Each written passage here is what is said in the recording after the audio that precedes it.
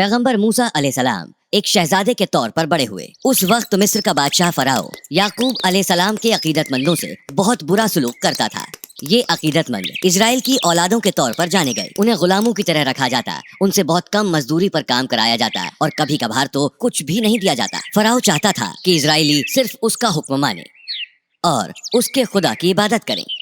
इसी तरह मिस्र में बहुत सारे बादशाह आए और उन्होंने खुद को ही खुदा माना या फिर खुदा का पैगंबर।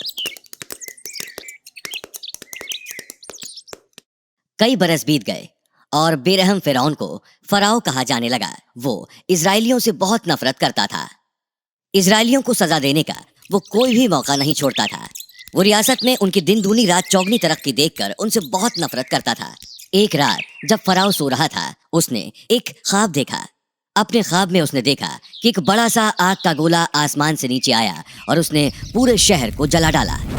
आग ने मिस्र के लोगों के घरों को तबाह कर दिया, लेकिन इजरायलियों के घरों को कोई नुकसान नहीं पहुंचा। फराओ डर गया। उसे अपने ख्वाब का मतलब समझ में नहीं आया, लिहाजा अगले दिन उसने वाइजों और जादूगरों को बुलाया। फिर उसने उनसे अपने ख्वाब की ताबीर पूछी। वाइज ने उससे कहा, इसका मतलब है इजरायलियों के यहाँ एक लड़का पैदा होगा और मिस्र के लोग उस लड़के के हाथों मारे जाएंगे। फराओ गुस्से से भर गया। उसने हुक्म दिया कि इजरायलियों के यहाँ पैदा होने वाले हर लड़के को मार दिया जाए। फराओ के हुक्म की तामील की गई और सिपाहियों ने इजरायलियों के यहाँ पैदा होने वाले हर लड़के को कत्ल करना शुरू कर दिया। ये वही वक्त था जब पैगंबर मूसा अलैहिस्सलाम इस दुनिया में आए। पैगंबर की पैदाइश एक गरीब इजरायली खानदान में हुई। उनका एक बड़ा भाई था जिसका नाम हारून अलैहिस्सलाम था और उनकी एक बहन भी थी। नबी के लिए अल्लाह सुब्हानल ताला ने एक मंसूबा बनाया। उन्होंने उनकी माँ को हुक्म दिया कि वो उन्हें एक टोकरी में रखें और उसे नील नदी में बहा दें। मूसा अलैहिस्सलाम की माँ ने वही किया जो उन्हें कहा गया था। उन्होंने उन्हें बहती हुई नदी में छोड़ दिया। वो अपने बेटे के लिए बहुत गमज़दा थीं। वो जानती थीं कि अब तक अल्लाह ने उनके बेटे को महफूज रखा है और आगे भी उसे कोई नुकसान नहीं होने देंगे। जब टोकरी दूर बह गई तो उन्होंने अपनी बेटी से उसका पीछा करने को कहा और ये पता लगाने को कि उनका बेटा महफूज है। टोकरी दरिया में लंबे वक्त तक बहती रही और पैगंबर की बहन उसका पीछा करती रही, जैसा कि उनकी माँ ने उन्हें हुक्म दिया था। अल्लाह टोकरी की रहनुमाई कर रहे थे। कुछ वक्त नील नदी में बहने के बाद वो टोकरी एक पतली धार की तरफ मुड़ गई। उस धार में फराओ की बेगम गुसल कर रही थी। जब उसने वो टोकरी देखी तो अपनी कनीजों से उसे किनारे पर लाने को कहा। जब उसने बच्चे को देखा तो उसे उस पर प्यार उमड़ आया। फराओ की बेगम फराओ से बहुत अलग थी। वो एक यकीन पसंद और रहमदिल औरत थी। वो एक बच्चे के लिए तड़प रही थी। जब उसने उस बच्चे को देखा तो उसे गले लगा लिया और चूमने लगी। बेगम को एक बच्चे को प्यार करता देखकर फराओ हैरत में पड़ गया। उसकी बेगम खुशी से रो रही थी और ऐसा उसने पहले कभी नहीं देखा था। मुझे बच्चा रखने दो, ये हमारा बेटा होगा, उसने अपने शौहर से इल्तजा की। फराओ उसकी बात टाल नहीं सका और उन्होंने बच्चे को गोद लेने का फैसला किया। कुछ वक्त बाद बच्चे को भूख लगने लगी और उसने रोना शुरू कर दिया। बादशाह की बेगम ने तब कुछ दाइयों को उसे दूध पिलाने के लिए बुलाया, लेकिन बच्चे ने उनमें से किसी का भी दूध नहीं पिया। और फिर सिपाही उसकी बहन को बादशाह की बेगम के पास लेकर आए। ये लड़की टोकरी का पीछा कर रही थी, उन्होंने बताया। बहन ने जवाब दिया, मैं तो बस यूं ही टोकरी का पीछा कर रही थी बेगम साहिबा। जब उसने अपने भाई को रोते देखा तो उसे फिक्र हुई और उसने उगल ही दिया, मैं किसी को जानती हूँ जो इसे दूध पिला सकता है। बेगम साहिबा राजी हो गई और उन्होंने सिपाहियों को उस औरत को लाने का हुक्म दिया जिसके बारे में वो छोटी लड़की बात कर रही थी। पैगंबर की बहन फिर अपनी माँ को ले आए और उन्होंने दूध पिलाना शुरू कर दिया। जैसे ही उन्होंने बच्चे को सीने से लगाया, उसने दूध पीना शुरू कर दिया। फराओ ये सब देखकर हैरत में पड़ गया और उसने पूछा, तुम हो कौन? इस बच्चे ने किसी और का दूध नहीं पिया, पर तुम्हारा कैसे? पैगंबर की माँ ये जानती थी कि अगर उन्होंने सच्चाई बताई तो वो बच्चे को तुरंत कत्ल कर देंगे। लिहाजा उन्होंने कहा, मेरा दूध मीठा और खुशबूदार है, इसलिए कोई बच्चा इनकार नहीं करता। उनके जवाब ने फराओ को मुतमईन कर दिया और उन्हें आया की जिम्मेदारी सौंप दी गई। मूसा अलैहिस्सलाम महल में एक शहजादे की तरह बड़े हुए। अल्लाह ने उन्हें अच्छी सेहत, ताकत, इल्म और अक्लमंदी से नवाजा। वो रहमदिल थे, लिहाजा उनके पास कमजोर और सताए हुए लोग अक्सर मदद मांगने आते। एक दिन शहर में टहलते हुए उन्होंने देखा कि मिस्र का एक सिपाही एक इजरायली को मार रहा था। जब इजरायली ने पैगंबर को वहां देखा तो उनसे मदद की गुहार लगाने लगा। पैगंबर ने उस बेचारे की मदद करने का फैसला किया और सिपाही से जुल्म बंद करने को कहा। सिपाही ने रौब जमाते हुए उनसे उनके बारे में पूछा और कुछ ऐसा कह दिया जिससे पैगंबर बहुत नाराज हो गए। पहले तो पैगंबर ने सिपाही को समझाने की कोशिश की, लेकिन वो कुछ सुनने को तैयार नहीं था। लिहाजा पैगंबर एक कदम आगे आए और उन्होंने सिपाही पर एक जोरदार वार किया, जिससे वो वहीं गिर गया और मर गया। जब उन्हें यह एहसास हुआ कि उन्होंने क्या किया है तो उनके माथे से ठंडा पसीना छूटने लगा। उन्होंने खुद से कहा, यह शैतान का काम है, उसने मुझे गुमराह किया है। पैगंबर जानते थे कि जब तक किसी पर मुकदमा ना चलाया जाए और वो मुजरिम साबित ना हो, उसे मारना गुनाह है। वो वहीं सजदे में आ गए और अल्लाह से दुआ करने लगे, ऐ मेरे मालिक, मैंने अपनी रूह के साथ गलत किया है, मुझे मुआफ करें। अगले दिन उन्होंने उसी इजरायली आदमी को एक और आदमी के साथ झगड़ते देखा। पैगंबर ने कमजोर इंसान की मदद की और कहा, लगता है तुम रोज किसी न किसी से झगड़ते रहते हो। इजरायली डर गया और बोला, मुझे माफ कर दीजिए, मुझे मत मारिए, जैसे कि कल आपने उस सिपाही को मार डाला था। इस इजरायली के साथ जो मिस्र का आदमी लड़ रहा था, उसने ये पूरी बात सुनी और जाकर शाही अफसरों को बता दी। अगले दिन जब मूसा अलैहिस्सलाम शहर में चहलकदमी कर रहे थे तो एक आदमी दौड़ता हुआ उनके पास आया। मूसा, सिपाही तुम्हें गिरफ्तार करने आ रहे हैं, वक्त रहते यहाँ से भाग जाओ। उस व्यक्ति ने कहा, पैगंबर जानते थे कि मिस्र में कत्ल की सजा मौत है, लिहाजा उन्होंने मिस्र छोड़ने का फैसला किया। पैगंबर ने जल्दबाजी में मिस्र छोड़ दिया, यहाँ तक कि उन्होंने कपड़े भी नहीं बदले। वो सफर के लिए तैयार नहीं थे, उनके पास कोई आवाज।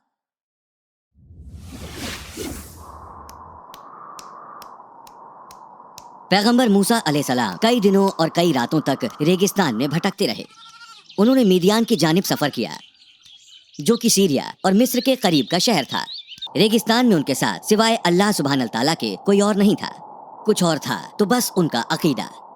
गर्म रेत ने उनके तलवों को जला दिया, लेकिन सिपाहियों के खौफ से उन्होंने पैदल चलना जारी रखा। इस तरह वो 8 दिन और 8 रातों तक चलते रहे। पैगंबर आखिरकार रेगिस्तान को पार करने में कामयाब रहे और वो मिदियान के बाहरी इलाके में पहुंच गए।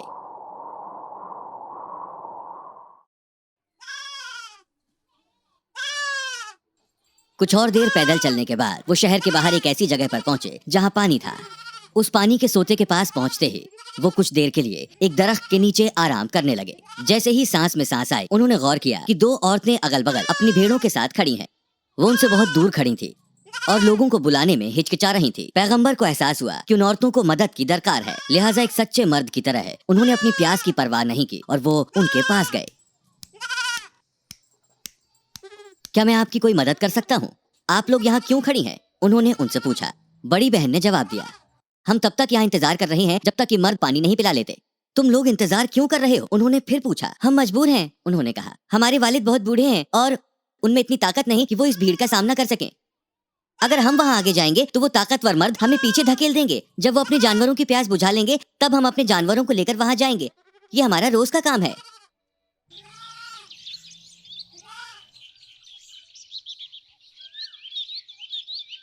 पैगंबर औरतों के मवेशियों को लेकर उस पानी के सोते तक गए और आसानी से वहां दाखिल हो गए।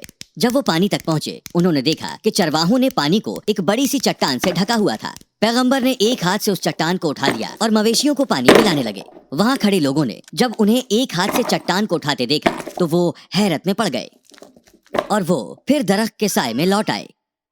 तभी उन्हें एहसास हुआ कि वो पानी पीना तो भूल ही गए। या अल्लाह, उन्होंने दुआ की, जो कुछ भी आप मुझे अच्छा नजर कर सकते हैं, मुझे उसी की जरूरत होगी। जब बेटियां रोजाना से ज्यादा जल्दी घर पहुंच गईं, तो उनके वालिद हैरत में पड़ गए। बेटियों ने उन्हें तफसील से बताया कि नखलिस्तान में क्या हुआ था और वो जल्दी कैसे पहुंच गईं। अब उनके वालिद उस अजनबी का शुक्रिया अदा करना चाहते थे, लिहाजा उन्होंने अपनी बेटी को अजनबी को घर लाने के लिए भेजा। बेटी पैगंबर के पास आई और बोली, हमारे वालिद आपको आपकी रहमदिली के लिए इनाम देना चाहते हैं और उन्होंने आपको हमारे घर बुलाया है। वो तैयार हो गए और उसके साथ उसके वालिद से मिलने निकल पड़े।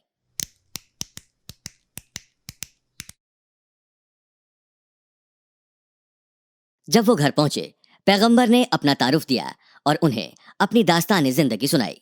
फिर उन्होंने बताया कि उन्हें मिस्र क्यों छोड़ना पड़ा। बुजुर्ग इंसान ने दिलासा देते हुए कहा, अल्लाह का शुक्र अदा करो कि तुम उन तानाशाहों से दूर भागने में कामयाब हो पाए। अब तुम्हें डरने की कोई जरूरत नहीं। बुजुर्ग आदमी और उसकी बेटियों को पैगंबर का शरीफ मिजाज बहुत पसंद आया। उन्होंने उन्हें अपने साथ कुछ दिन रहने को कहा और पैगंबर ने इसे खुशी खुशी कबूल कर लिया। मेजबान जल्दी ही ये जान गए कि पैगंबर एक भरोसेमंद इंसान है। एक दिन बुजुर्ग हजरात उनके पास गए और बोले, میں چاہتا ہوں کہ آپ میری ایک بیٹی سے نکاح کر لیں۔ پیغمبر یہ سن کر خوش ہوئے۔ لیکن میری ایک شرط ہے، بزرگ نے کہا۔ تمہیں میرے لیے 8 سالوں تک کام کرنے کے لیے تیار ہونا ہوگا۔ پیغمبر اجنبی جگہ پر خود ایک اجنبی تھے، تھکے ہوئے اور اکیلے، لہٰذا انہوں نے ان کی بات مان لی۔ انہوں نے بزرگ حضرات کی بیٹی سے نکاح کر لیا اور 10 سالوں تک ان کے مویشیوں کی دیکھ بھال کرتے رہے۔ وقت گزرتا گیا اور وہ اپنے گھر اور لوگوں سے اتنے وقت تک دور رہے۔ 10 سال کا یہ وقت پیغمبر کے لیے بہت اہم تھا۔ یہ وقت ایک ضروری تیاری کا تھا۔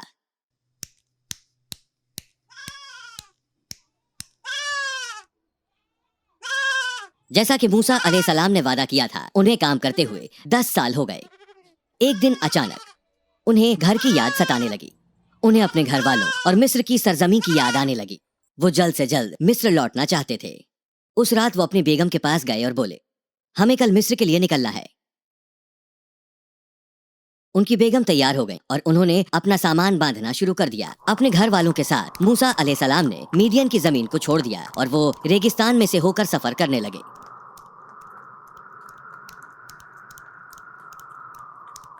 وہ کئی دنوں تک سفر کرتے رہے اور آخرکار سینائی پہاڑ کے نزدیک پہنچے۔ مجھے لگتا ہے ہم راستہ بھٹک گئے ہیں، پیغمبر نے کہا۔ پیغمبر الجھن میں تھے، لہٰذا انہوں نے وہیں رات کو رکنے کا فیصلہ کیا۔ اور پھر وہ آگ جلانے کے لیے لکڑیاں ڈھونڈنے لگے۔ لکڑیاں ڈھونڈتے ہوئے وہ طور پہاڑ پر پہنچے۔ وہاں انہیں پہاڑ کی چوٹی پر آگ جلتی ہوئی نظر آئی۔ موسیٰ علیہ السلام آگ کی طرف بڑھے اور وہاں انہوں نے ایک آواز سنی، اے موسیٰ، میں اللہ ہوں، اس کائنات کا مالک۔ پیغمبر کو یہ احساس ہوا کہ واقعی اللہ ہی ان سے بات کر رہے تھے، لہٰذا وہ آگ کی طرف چلتے گئے۔ پھر اللہ نے پیغمبر سے جوتے اتارنے کو کہا، کیونکہ وہ ایک پاک زمین پر کھڑے تھے۔ پھر اللہ نے یہ خلاصہ کیا کہ پیغمبر کو ایک خاص مقصد کے لیے چنا گیا ہے اور انہیں حکم تعمیل کرنے کی تاکید دی۔ تمہارے داہنے ہاتھ میں کیا ہے؟ اللہ نے پوچھا۔ یہ میری لاٹھی ہے جس کا میں سہارا لیتا ہوں اور اسی کے ذریعے میں اپنے مویشیوں کے لیے پتے توڑتا ہوں۔ اپنی لاٹھی کو پھینک دو۔ انہیں حکم ملا۔ جیسے ہی پیغمبر نے اپنی لاٹھی کو نیچے پھینکا، وہ ایک سانپ میں تبدیل ہو گئی۔ موسیٰ علیہ السلام گھبرا گئے اور انہوں نے بھاگنا شروع کر دیا۔ ڈرو مت، اپنی لاٹھی کو اٹھاؤ، تمہاری لاٹھی پہلے جیسی ہو جائے گی۔ پیغمبر سانپ سے بہت ڈرے ہوئے تھے، لیکن انہوں نے آواز پر بھروسہ کیا اور اپنا ہاتھ اس سانپ کے اوپر رکھ دیا۔ وہ ترنت پھر ان کی لاٹھی میں تبدیل ہو گیا۔ موسیٰ علیہ السلام کا ڈر دور ہو گیا اور اس کی جگہ سکون نے لے لی۔ انہیں یہ احساس ہو گیا کہ وہ واقعی اللہ سے ہی بات کر رہے تھے۔ پھر اللہ نے انہیں اپنے چوغے میں ہاتھ ڈالنے کو کہا۔ پیغمبر نے ویسا ہی کیا جیسا انہیں حکم ملا تھا، اور جب انہوں نے اپنے ہاتھ باہر نکالے، ان کے ہاتھ خوبصورتی سے چمک رہے تھے۔ پھر اللہ نے انہیں مصر جانے اور فراؤ کا سامنا کرنے کا حکم دیا۔ انہوں نے بتایا کہ فراؤ اب گھمنڈی ہو گئی ہیں اور وہ اسرائیلیوں کو دبا رہی ہیں۔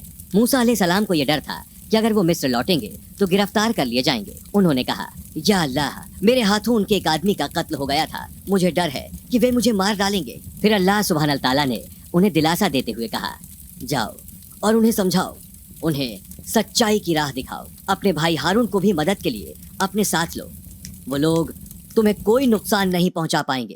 اللہ نے یقین دلایا کہ پیغمبر محفوظ رہیں گے اور وہ راضی ہو گئے۔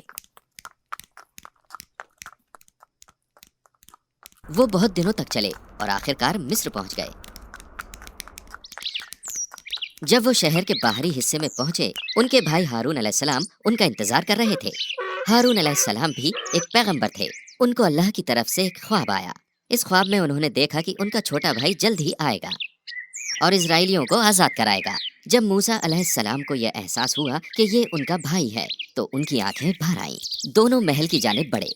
پیغمبر کئی سالوں سے مصر میں نہیں تھے اور وہ جانتے تھے ان کی زندگی خطرے میں ہے۔ کچھ بھی ان کو واپس نہیں لا سکتا تھا سوائے حکم اللہ سبحانہ تعالیٰ کے۔ پیغمبر کے کانوں میں ابھی بھی اللہ کے الفاظ گونج رہے تھے، فرعون کے پاس جاؤ اور کہو کہ اسرائیلیوں کو مصر سے جانے دیں۔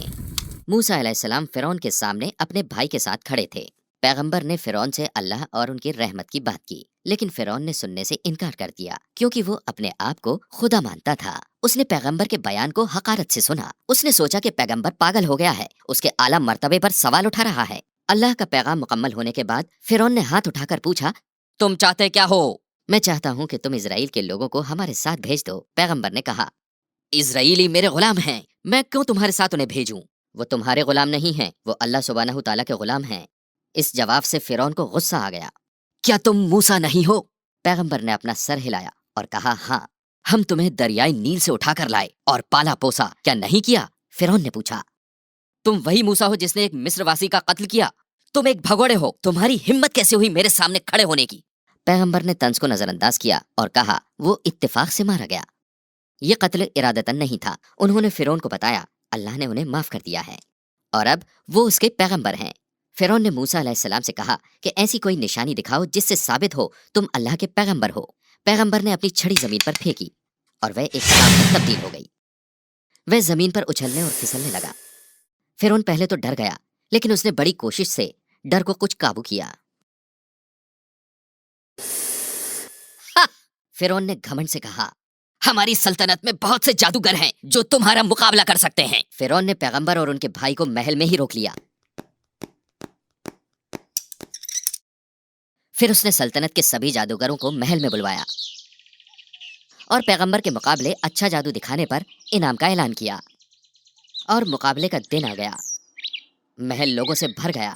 جادوگر ایک طرف کھڑے تھے، پیغمبر اور ان کے بھائی ان کے سامنے کھڑے ہیں۔ محل میں ہر شخص فرعون کا طرفدار ہے، پیغمبر اور ان کے بھائی اکیلے کھڑے ہیں۔ موسیٰ علیہ السلام نے پہلے جادوگروں سے جادو دکھانے کو کہا۔ ایسا کہتے ہیں وہاں 70 سے زیادہ جادوگر ایک قطار میں جمع تھے۔ جادوگروں نے اپنی چھڑیاں اور رسیاں زمین پر پھینکی اور زمین پر جیسے سانپوں کا سیلاب آ گیا۔ وہ ہر طرف لوٹ پوٹ اور بل کھا رہے تھے۔ بھیڑ یہ دیکھ کر حیرت زدہ تھی اور یہ سوچنے لگے کہ پیغمبر کبھی بھی اتنے طاقتور جادو کو شکست نہیں دے پائیں گے۔ موسیٰ علیہ السلام بھی خوفزدہ تھے، لیکن وہ یہ جانتے تھے کہ اللہ ان کے ساتھ ہے۔ پیغمبر نے اپنی چھڑی پھینکی اور وہ ایک بہت بڑے سانپ میں تبدیل ہو گئی اور جادوگروں کے سارے سانپوں کو ایک کے بعد ایک نکل گیا۔ جب بھیڑ نے یہ نظارہ دیکھا تو وہ سیلاب کی طرح کھڑے ہو گئے اور پیغمبر کی تعریف کرنے لگے، اور جادوگروں کو بھی بہت حیرت ہوئی۔ وہ سمجھ گئے تھے کہ یہ کوئی کرتب نہیں ہے بلکہ اصلی سانپ ہے، اور انہیں یہ احساس بھی ہو گیا کہ موسیٰ صرف جادوگر نہیں ہے۔ سبھی جادوگر سمجھ گئے کہ موسیٰ کی طاقت اور قوت کسی عظیم چیز سے آئی ہے۔ وہ گھٹنوں کے بل جھک گئے اور اللہ سے معافی مانگنے لگے۔ اللہ نے انہیں معاف کر دیا، لیکن فرعون نے نہیں۔ تم اس کے اللہ کو کیسے مان سکتے ہو جب تک میں اجازت نہ دوں؟ اس نے غصے سے پوچھا، لیکن جادوگروں نے جواب دیا، آپ جو مرضی ہو کر لیں، ہمیں اللہ کی سزا کا خوف ہے۔ یہ سن کر فرعون بہت غصے میں آ گیا۔ فرعون کو مشکل کا احساس ہو گیا تھا۔ پیغمبر مستقل اس سے اسرائیلیوں کو آزاد کرانے کا کہتے رہتے تھے۔ اس کی سلطنت اسرائیلیوں کے خوف پر تعمیر ہوئی تھی اور ہر شخص اس کو خدا مانتا تھا۔ اسے علم ہو گیا تھا کہ اس کی سلطنت کی اصلیت اب ظاہر ہونے والی ہے۔ فرعون کو خطرہ محسوس ہو رہا تھا، اس لیے اس نے وزیروں اور اعلیٰ رہنماؤں کو مشورے کے لیے بلایا۔ کیا میں جھوٹا ہوں؟ بتاؤ ہمان۔ اس نے یہ کہہ کر بات شروع کی۔ ہمان اٹھا اور اس نے پوچھا، کس نے آپ کو جھوٹا بولنے کی حماقت کی؟ کیا موسیٰ نے نہیں کہا کہ جنت میں خدا تعالیٰ ہے؟ موسیٰ جھوٹا ہے، ہمان نے کہا۔ فرعون نے حکم دیا، ان سب کو قتل کر دو جو پیغمبر کی بات مانتے ہیں۔ فوجیوں نے پھر اسرائیلیوں کو تکلیف دینا شروع کر دیا، قتل عام شروع کر دیا اور معصوم بچوں کو بھی نہیں بخشا۔ انہوں نے اس ہر شخص کو قید خانے میں ڈال دیا جس نے مخالفت کی۔ پیغمبر ان کے اس دہشت ناک عمل کو لاچاری سے دیکھتے رہے۔ پیغمبر نے ان لوگوں سے صبر کرنے کو کہا اور اللہ سبحانہ تعالیٰ پر یقین کرنے کو کہا۔ اللہ نے موسیٰ علیہ السلام کو حکم دیا کہ فرعون کو آگاہ کر دو، اگر اس نے اسرائیلیوں کو آزاد نہیں کیا تو اس پر اور اس کے لوگوں پر سخت سزا نازل ہوگی۔ موسیٰ راضی ہو گئے اور فرعون سے ملنے نکل پڑے۔ پیغمبر نے مطالبہ کیا اسرائیلیوں کو آزاد کرنے کا، لیکن فرعون کو یہ بات ناگوار گزری۔ اللہ نے مصر کو سوکھے کے قہر میں مبتلا کر دیا۔ ندیاں سوکھنے لگی، یہاں تک کہ ہری زرخیز زمین سوکھ کر دم توڑنے لگی۔ قہر بڑھتا گیا، فصلیں اور جانور نیست و نابود ہونے لگے۔ پورا مصر قدرت کے قہر سے پریشان ہو گیا، پر فرعون نے اللہ کو ماننے سے انکار کر دیا۔ تب اللہ نے مصر کی سرزمین کو برباد کرنے کے لیے ایک سیلاب بھیجا۔ گاؤں ڈوب گئے، فصلیں تباہ ہو گئیں اور کئی مصری لوگ مارے گئے۔ لوگوں کے ساتھ مل کر وزیر اعظم نے بھی موسیٰ سے التجا کی، موسیٰ ہماری مدد کرو، ہم آپ کے اللہ پر یقین کریں گے، اگر اس مصیبت سے ہمیں بچا لو، ہم اسرائیلیوں کو آزاد کر دیں گے۔ پیغمبر نے اللہ سے دعا مانگی، پانی کم ہونے لگا، زمین نظر آنے لگی، پیڑ پودے پھر بحال ہو گئے، لیکن وعدہ خلافی کرتے ہوئے اسرائیلیوں کو آزاد نہیں کیا گیا۔ पैगंबर ने वजीरों से वादा पूरा करने को कहा, लेकिन उन्होंने तवज्जो नहीं दी और पीठ दिखाकर जाने लगे। पैगंबर ने अल्लाह से दुआ मांगी और इस बार अल्लाह ने टिड्डियों का ताउन मिस्र भेजा। टिड्डियों के रास्ते जो भी आया उन्होंने सब कुछ तबाह कर दिया। मिस्रवासी फिर से पैगंबर से पनाह मांगने लगे। वजीरों ने इजराइलियों को आजाद करने का वादा किया और मुसीबत से बचाने को कहा। पैगंबर ने फिर से दुआ मांगी और मुसीबत टल गई, लेकिन वजीर अपने वादे से फिर मुकर गए। अल्लाह ने इस बार जुओं का अजाब भेजा, जिससे सारे मिस्र में खतरनाक बीमारियां फैल गईं। उसके साथ मेंढकों का कहर भी भेजा, जिसने मिस्री लोगों को खौफजदा कर दिया। अल्लाह के कहर से बचने के लिए वो हर बार मूसा से गुहार लगाते, हर बार इजराइलियों को आजाद करने का वादा करते, और जैसे ही अल्लाह का कहर हटता वो वादे से मुकर जाते। और अल्लाह ने आखिरी कहर नाजिल किया। नाइल नदी का पानी खून में तब्दील हो गया। इजरायली जब भी नील नदी का पानी पीते वो साफ और शफाफ होता, लेकिन जैसे ही कोई मिस्रवासी पानी के करीब भी आता तो पानी खून में तब्दील हो जाता। उन्होंने फिर पैगंबर से मदद मांगी और सब ठीक होते ही फिर वादे से मुकर गए। कूच करने की कहानी।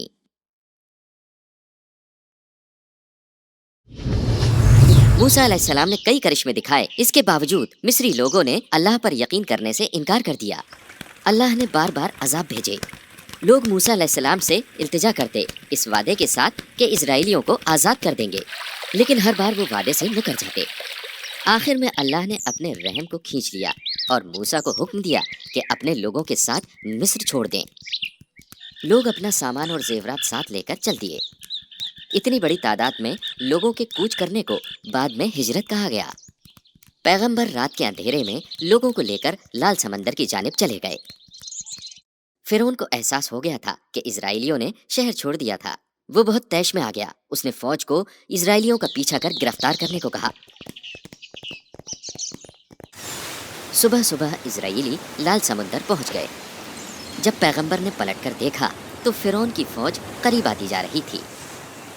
उनको एहसास हुआ कि वो जल्द ही पकड़े जाएंगे।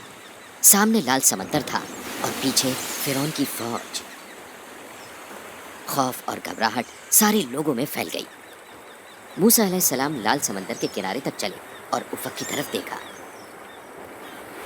उस वक्त ईसा अलैहिस्सलाम पैगंबर की तरफ मुड़े और पूछा, हमारे सामने नाकाबिले गुजर रुकावट है ये समंदर, और हमारा दुश्मन पीछे से करीब आ रहा है।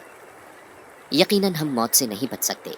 लेकिन पैगंबर नहीं घबराए। वो खामोशी से खड़े रहे और अल्लाह के वादा पूरा करने का इंतजार करने लगे कि वो इजराइलियों को आज़ाद कराएंगे। उसी वक्त अल्लाह ने पैगंबर को हुक्म दिया कि अपनी छड़ी समंदर पे मारो।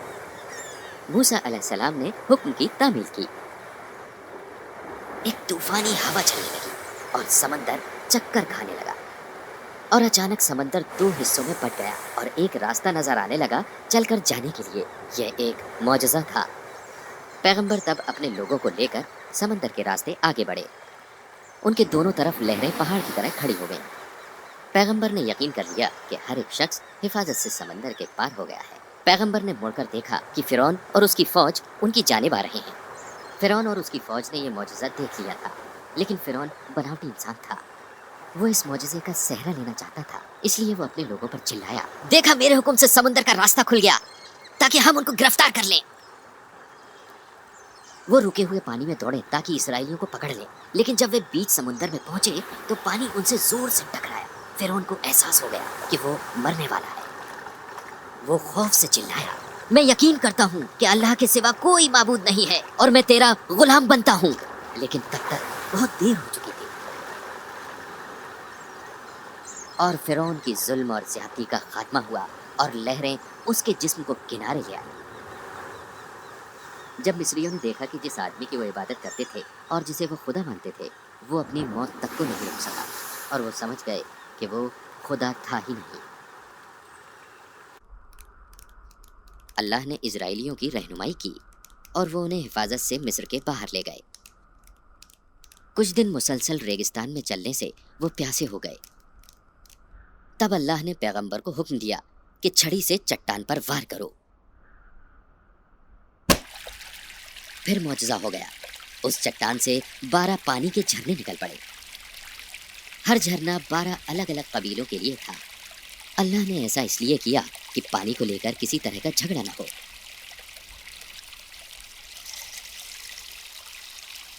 تپتے ہوئے سورج سے حفاظت کے لیے اللہ نے بادل بھی بھیج دیے، اور جب ان کو بھوک لگی تو انہوں نے ایک خاص مزیدار کھانا بھیجا جو منا کہا جاتا ہے۔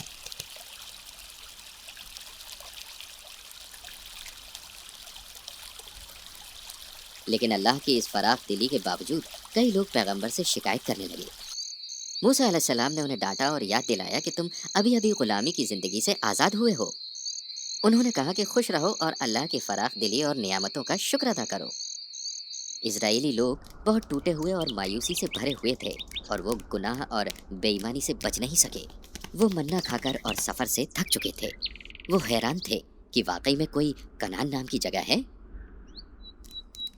لوگ کئی دنوں تک ریگستان میں سفر کرتے رہے۔ وہ بنا منزل جانے رات دن صبح سے شام سفر کرتے رہے۔ آخرکار وہ سینائی شہر میں داخل ہو گئے۔ پیغمبر کو یاد آیا کہ یہ وہی جگہ ہے جہاں انہوں نے اللہ سے کلام کیا تھا مصر جانے کے پہلے۔ موسیٰ علیہ السلام نے پہاڑ پر چڑھنے کا فیصلہ کیا، اس لیے انہوں نے اپنے بھائی کو بلایا اور لوگوں کو ان کی سرپرستی میں دے دیا۔ پہاڑ پر چڑھنے سے پہلے اللہ نے پیغمبر کو 30 دن روزے رکھنے کا حکم دیا۔ 13 دن بعد اللہ نے پیغمبر کو 10 روزے اور رکھنے کو کہا۔ جب روزے پورے ہو گئے، موسیٰ علیہ السلام پھر تیار تھے اللہ سے کلام کرنے کے لیے۔ وہ پھر پہاڑ چڑھنے لگے۔ پہاڑ چڑھنا بہت مشکل اور تکلیف بھرا تھا۔ جب وہ پہاڑ کے عروج پر پہنچ گئے، اللہ نے انہیں 2 لکھے فرمان دیے، جس میں اسرائیلیوں کو حکومت کے دائرے میں کرنے کے خاص قانون لکھے گئے تھے۔ موسیٰ علیہ السلام کو گئے ہوئے 40 دن ہو گئے تھے، لہٰذا لوگ بے چین ہونے لگے۔ وہ بچوں کی طرح نادانیاں کرنے لگے، شکایتیں کرنے لگے۔ ان کے بیچ سمیرہ نام کا ایک آدمی تھا جو شیطانی فطرت کا تھا۔ اس نے مشورہ دیا کہ ان لوگوں کو ایک نئے رہبر کی ضرورت ہے۔ اس نے کہا پیغمبر تم لوگوں کو چھوڑ کر چلے گئے ہیں، ایک سچے اللہ کو تلاشنے کے لیے تمہیں ایک رہبر کی ضرورت ہے۔ اس نے اسرائیلیوں سے زور دے کر کہا میں تمہیں وہ اللہ بتاؤں گا۔ پہلے اس نے سب کے زیورات اکٹھا کیے، پھر اس نے زمین میں گڈھا کھودا اور اس نے سب لوگوں کے زیورات کو اس گڈھے کے اندر رکھ دیا اور پھر اس کے اوپر آگ جلائی۔ سمیری نے پگھلے ہوئے سونے سے بچھڑے کا مجسمہ بنایا جیسے کہ اس نے خدا بنایا ہو۔ پیغمبر کے بھائی ہارون علیہ السلام پہلے لوگوں سے مقابلہ کرنے میں ڈرے، لیکن جب انہوں نے مجسمہ دیکھا تو کہا تم ایک عظیم گناہ کر رہے ہو۔ وہ چلائے۔ انہوں نے اس عمل کے نتیجوں سے آگاہ کیا۔ ہم اس بت کی عبادت تب تک کریں گے جب تک موسیٰ نہیں آ جاتے۔ انہوں نے کہا اللہ میں یقین کرنے والوں نے بت پرستوں سے خود کو الگ کر لیا۔ وہ ہارون علیہ السلام کے ساتھ کھڑے ہو گئے۔ جب موسیٰ علیہ السلام لوٹے تو انہوں نے لوگوں کو بت کے سامنے ناچتے دیکھا۔ ان کا دل شرم اور غصے سے بھر گیا۔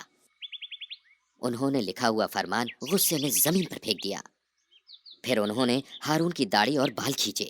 تم نے لوگوں کو جب یہ کرتے دیکھا تم نے انہیں روکا کیوں نہیں؟ تم لڑے کیوں نہیں؟ ارے ارے ارے ارے میرے بھائی میری داڑھی چھوڑو، وہ مجھے مارنے والے تھے۔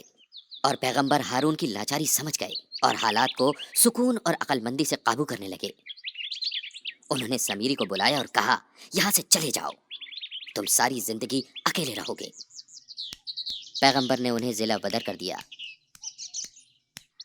پیغمبر جانتے تھے اللہ انہیں بت پرستی کی سزا دیں گے، اس لیے انہوں نے ہر قبیلے سے 70 بزرگ چنے اور انہیں حکم دیا اللہ کی جانب مڑو اور تم نے جو کیا اس کے لیے پچھتاوا دکھاؤ۔ وہ پہاڑ سینائی پر 70 لوگوں کے ساتھ چڑھنے لگے۔ جب وہ عروج پر پہنچ گئے تو پیغمبر نے سبھی لوگوں کو انتظار کرنے کو کہا اور خود آگے بڑھ گئے۔ پھر آپ اللہ سے کلام کرنے لگے۔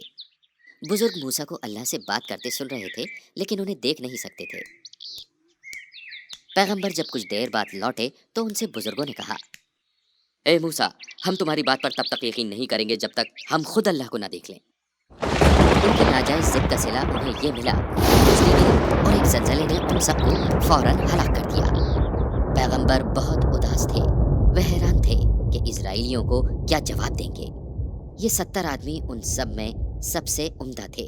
پیغمبر اللہ کی طرف مڑے اور معافی مانگی۔ اللہ نے پیغمبر کی دعا قبول کی اور ان سب کو پھر سے زندگی عطا فرمائی۔